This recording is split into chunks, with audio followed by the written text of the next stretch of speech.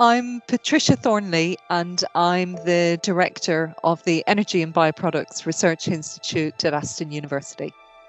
EBRI is all about looking for low carbon energy.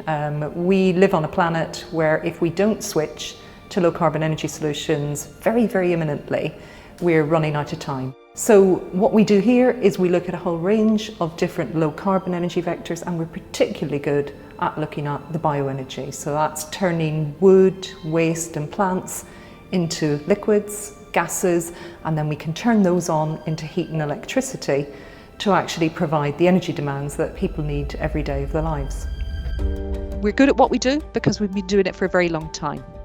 We've been researching in this area since the 1970s, and that's given us a wealth of expertise and a wealth of facilities that we can draw upon. We don't just have chemists working in EBRI, we have chemical engineers, we have mechanical engineers, we have social scientists, we have people who work on the economics of these processes. So that puts us right up there as one of the flagship research institutes at Aston University. One of the purposes of Aston is to play an active role in the inclusive economic growth within our region. And one of the ways in which we do that is to partner with business in terms of developing new technologies, new concepts, new ideas, and enables them to grow within the economy for the benefits of the business, the university and the community more generally. I firmly believe that we will only actually get sustainable systems deployed in a way that's reliable and working if we get the knowledge in academia out and get it connected with the people in industry who are ready and raring to go in terms of implementation. So EBRI spans the whole spectrum in terms of research. We have laboratories down here which are state-of-the-art, internationally leading work going on, looking at the composition of the wood material that comes in, looking at the products we get from it, what chemicals are in there, how can we characterise them, so that we really understand the underpinning science that allow us then to engineer systems that will work reliably when we wheel them out with a wide range of feedstocks. If you've got biomass and you're trying to turn that into something that's useful, be that energy or product, there's different ways of doing it. We talk about thermochemical. You can turn your biomass into a gas. You can turn your biomass into a liquid.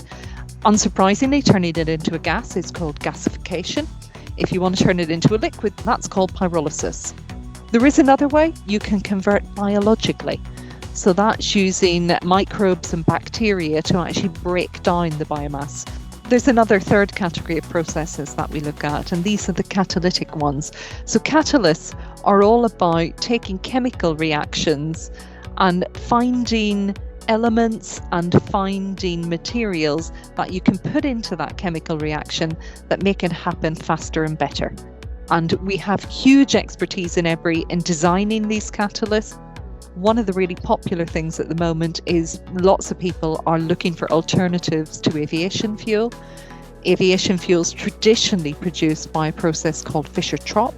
That's a chemical process, and trying to find processes which could mimic that with biomass feedstocks and perhaps work well on a smaller scale would be really beneficial.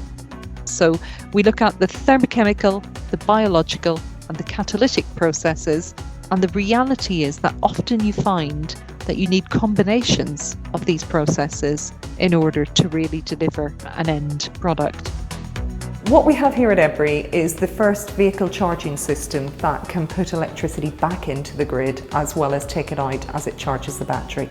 Vehicle to grid allow you to connect your car up to charge it when you need it, but when you're not using it and it has a half full battery, actually you can export in the other direction. That can bring income to you, but more importantly, it's going to help us in the long term to actually balance the UK's electricity supplies in a way that will help us to meet our net zero targets as well. And we have projects ongoing at the moment in all sorts of different places around the world. So at EBRI, we've got the academics who can play their part in delivering net zero. And now we need to use the mechanisms that we have working with others to actually deliver it.